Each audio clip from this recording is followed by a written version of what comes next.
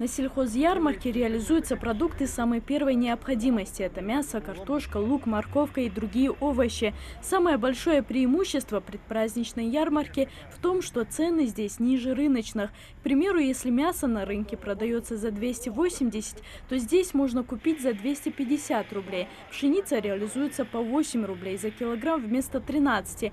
В целом цены снижены от 10 до 30%. Компактно, не надо ходить по рынку, искать там. И цены очень... Меня устраивают эти цены. Поскольку я и на базаре торгую, я знаю. И вот я пришла сюда, чтобы сделать сегодня закупку. Кое-что купила, кое-что потом куплю, конечно же. Очень хорошо, что организовали вот такую вот ярмарку для покупателей. И еще в предпраздничные дни. Это очень удобно людям. И цены очень меня устраивают. Меня лично устраивают. Я думаю, всех они будут устраивать.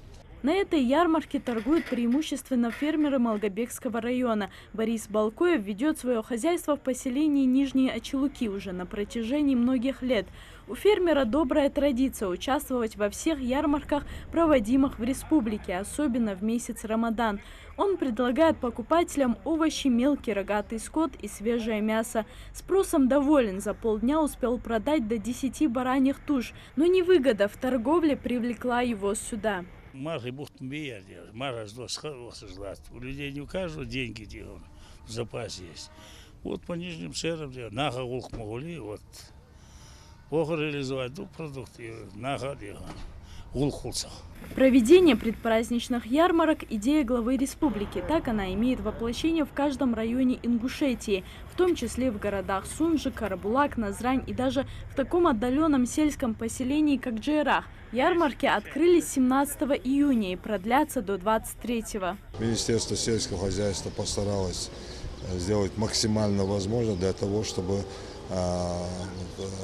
тот всплеск цен, который у нас ежегодно идет к этому празднику, чтобы его сбить, чтобы люди почувствовали, что можно по приемлемым ценам купить продукцию на наших рынках, на ярмарках.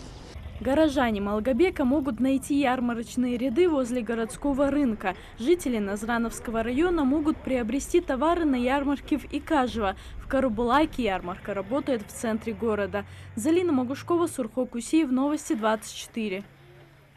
Сельхозярмарка также прошла и в селении Икажево. Жители приезжали сюда из соседних населенных пунктов. Были и покупатели из горного Джейраха.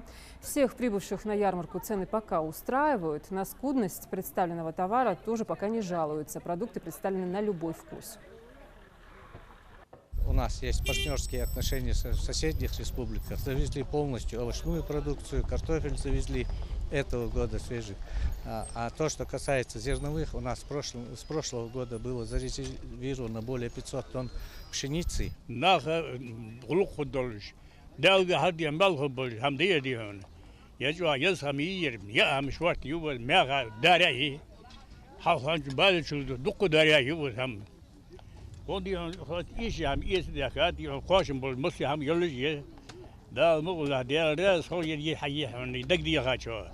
يديك بق وديك بق بقى